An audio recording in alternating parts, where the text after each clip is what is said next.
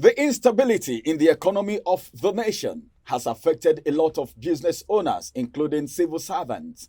One of the things that have actually affected the economy of this nation is the policies that was brought to the book, that was brought on board, that was brought to the table by this present administration of Bola Ahmed Tinubu, the president of the Federal Republic of Nigeria. But as it is right now, what is happening to the civil servants? Today we heard that the civil servants are clamoring for a minimum wage of 615,000 naira. And they said if nothing is being done, there's going to be a shutdown.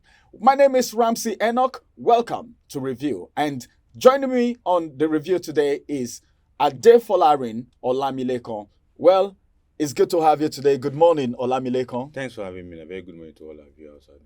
Yes, let's look at this critically right now. The economy of this nation. Do you see it, all right, improving anytime soon? I think looking at the economy right from when Tinubu took over power, there has been these ups and downs, particularly with the policy instrument that the same government introduced, particularly looking at the two-twin policy of floating the naira as well as subsidy removal, and the subsequent policy that also follow in terms of electricity tariff hike, as well as some draconian policy that we can quickly point out that is not healthy for the economy. So if you look at it from that angle of policies, economy of the government, you can say that there is no eyesight that the economy will definitely improve, except the government look at welfareist aspect of its policy to ensure that the Nigerian people are the benefit, not just a policy that want to speak about what the IMF is saying, what the World Bank is saying, or what some international bodies are saying about competitiveness of economy, but what the local economy and what the local consumer, local Nigerians will benefit from government policy. All right, so let's get back to the request, the demand of the Nigerian Labour Congress right now, 615,000 naira as a minimum wage. Do you see this economy ripe enough, all right, to handle that? I think for me, that particular was a joker from the NLC and TUC calling for 615,000 naira per month as a monthly minimum wage. I think what they are just trying to do is to set a benchmark for their negotiation. They also know that this is not something to be taken seriously, but to set a benchmark for their negotiation. And for you say about the economy, I don't think the economy right now can take or can allow such minimum wage to exercise to come into place. Even though we have some agencies, some government agencies, some private organizations paying as much as 600,000, 500,000 to their workers. But when you say minimum wage, that means it cut across, including SMS and small business across the country, paying that minimum wage. And that, for now, is not feasible. Particularly the 30,000 naira minimum wage, they even set ourselves for themselves. Many states have not been able to meet up. Not just state alone in Nigeria, including private organizations. Some of them are still falling short of paying 30,000 naira minimum wage. Okay, let me ask you this question now, as it has to do with the economy of the nation. You're a political economist. Exactly. What is your assessment of this administration? What are they doing? Because a lot has happened recently because of the dwindling nature of the economy. What do you think the Nigerian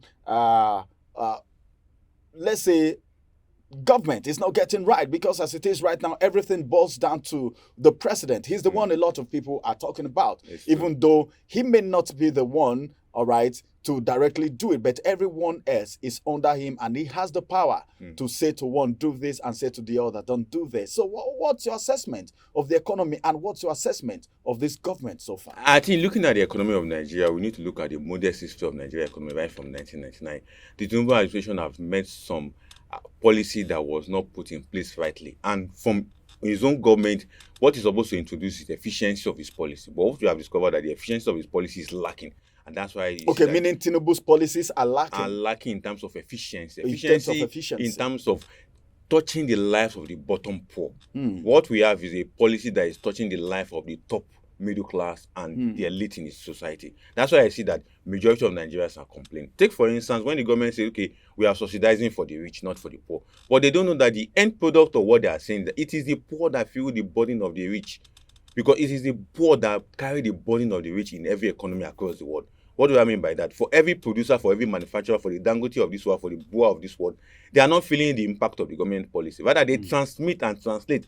And give back those policy in terms of the unit price of their product, in terms of the unit price of their services on the poor, who are their customer, who are their consumer of their product, who are the one they are servicing. Because as you can look at it from the banking sector, the manufacturing sector, the electricity sector, every sector you can think, including the oil and gas sector, the people who are consuming the product from all this sector are the poor. So when government dish out policy, it is the poor that bear the burden. So when government say we are subsidizing for the rich, they didn't know that it is rich are already taking care of themselves, because the marginal profit, the excess profit they are making from their business will help them to take care of themselves. But the poor doesn't have anything to fall back on. So when you now remove subsidy from the first from the PMS or from fuel, it was now transmitted back to the life of the poor. Transportation was increased, food was increased, housing was increased, all manner of things that the poor consume were also increased. And the people who benefit from all this remains the rich, who are the owners of means of production that we can quickly relate to. All right, on the final notes now, before I let you go, Adefolarin, what do you think it's your recommendations to the federal government as a political economist? I think one of the things the government need to do, in as much as most Nigerians have now come to the reality that subsidy can stay, but the government should also ensure that our refineries work, because the life wire of our Nigerian economy is fuel. Then the second life wire is electricity. Then the third life wire of Nigerian economy is infrastructure. Talk about road, talk about health, talk about education. But if the government fail to address some of these things, then the economy will go down as it has continued to go down. Look at it now, 33.2% inflation. By the time the May or the April inflation data will be coming out from the NBS, we could be ending up with 36 or 37. So in that regard, government must critically look at what they can do to provide infrastructure to safeguard the economy and to ensure that security is provided for farmers and food are also made available. The one that government will say they are releasing grains for Nigerians, whereby the same grains will be sold in the market as high price. Nigerians are not ready for that. So for me, the government must look at efficiency of policy to address food, to address electricity, to address fuel, and to address transportation. If all these are taken care of, then Nigerians will have a smile with the current government of Tinubu. All right, for Nigerians to have a smile with the current government of Bola Ahmed Tinubu, the President of the Federal Republic of Nigeria, it means policies should be efficient enough. Adefolarin, a political economist who I have right here today, have said, well, the policies of the now administration is not efficient at all. Thank you very much, Adefolarin, for coming around on the program today. We hope to have you, more of you, in our subsequent programs. Thanks for having me. This is going to be the size of the review for this morning. Do everything that you can do to make sure you are fine, because the economy of this nation right now is where you need to do everything on your own to fit into the situation, but everything will be well. As for NLC, let's see how that is going to work out. 615,000 naira minimum wage. Folarin said it's not achievable, but as a matter of fact, they are trying to give the federal government a benchmark. Let's see how that it's going to end. May 31st is the deadline, or else there will be a shutdown. My name is Ramsey Enoch. Thank you for keeping the date with us on today's review. We'll come on your way again, same time, same station tomorrow. Bye-bye for now, and have a beautiful week ahead of you. Follow us on our social media handles at Oweleke TV. Visit our website at www.oweleke.tv for a thrilling journey.